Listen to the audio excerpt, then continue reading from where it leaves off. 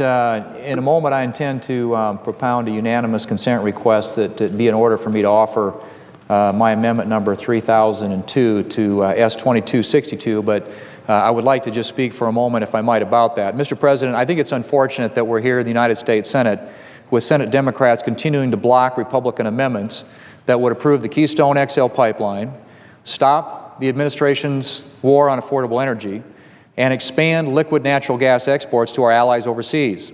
My amendment, number 3002, is on the list of common sense amendments that should be voted on as part of the Shaheen-Portman Energy Efficiency Bill. Like almost all of the President's energy policies, the EPA's anticipated ground-level ozone regulations would do serious damage to our economy and to working Americans. In fact, this regulation is expected to be the most expensive in EPA's history. In 2010, the EPA proposed lowering the permitted ground-level ozone levels from 75 parts per billion to 60 to 70 parts per billion. The energy industry estimates, the energy industry estimates suggest that lowering the ground-level ozone concentration to 60 parts per billion would cost businesses more than $1 trillion a year between 2020 and 2030. $1 trillion a year. Job losses as a result of this measure would total a staggering 7.3 million by the year 2020, devastating entire industries, especially United States manufacturing industries. Even by EPA's own estimates, this is the EPA's own estimate, this regulation could cost up to $90 billion per year, far outpacing the cost of any EPA regulations that we've ever seen before. My own state of South Dakota would lose tens of thousands of jobs in manufacturing, natural resources, and mining, and in construction.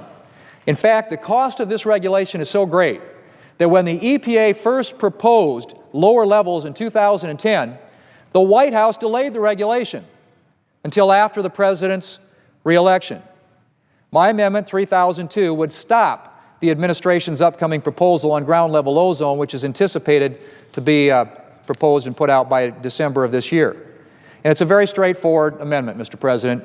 First, it would require the EPA to consider the cost and feasibility of new ozone regulations. It might surprise many Americans to know that the EPA isn't even allowed to consider costs when setting these new regulations. My amendment would fix that. Additionally, my amendment would force the EPA to focus on the worst areas for smog before dramatically expanding this regulation to the rest of the country. There are 221 counties across 27 states in this country that don't meet the current standard of 75 parts per billion. And Mr. President, these are the areas of the country. As you can see, they're the heavily populated, more urban areas of the country. It makes sense to me that we ought to focus on these areas, urban areas, before expanding ozone regulations to areas like western South Dakota, where we clearly don't have a smog problem.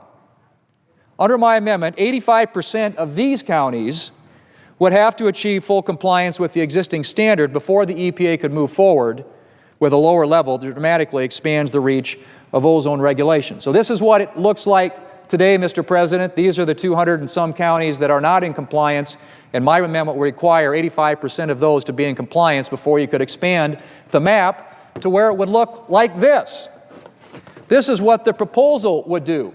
Now look at how much of the United States is covered by that expanded map. The provision in the Clean Air Act was enacted in the 1970s to address smog in downtown LA, not background ozone levels in western South Dakota.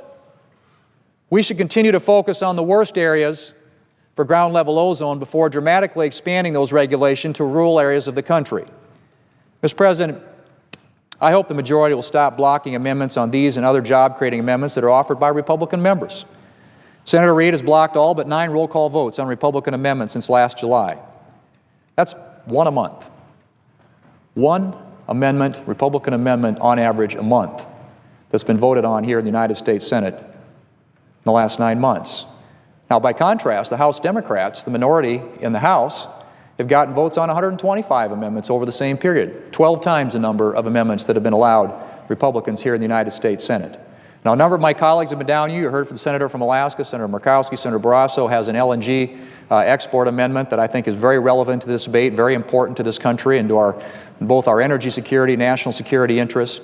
I'm going to continue to ask, Mr. President, the majority provide a chance for Republicans to participate in this debate by allowing a vote on my amendments and the many others that are pertinent to the economy of this country, to creating jobs in this country, to providing energy independence for this country, providing energy security for this country, and to making sure that we don't get crazy regulations that subject areas of western South Dakota to smog regulations that were designed for downtown LA.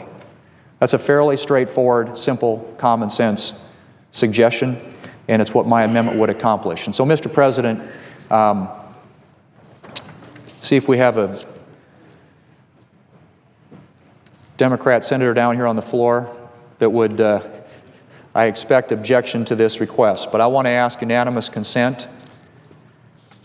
I would ask unanimous consent then to be in order for me to offer my amendment number 3002 to Senate Bill 2262. Is there objection? The objection is heard. Thank you, Mr. President. I regret that. I think it's unfortunate. I know there are many other of my colleagues on this side that have amendments that they would like to get voted on, have an opportunity to debate. It's the first time we've debated an energy bill since 2007. It's an issue that's of fundamental importance to this country on so many levels. And so, Mr. President, with that, I yield the floor.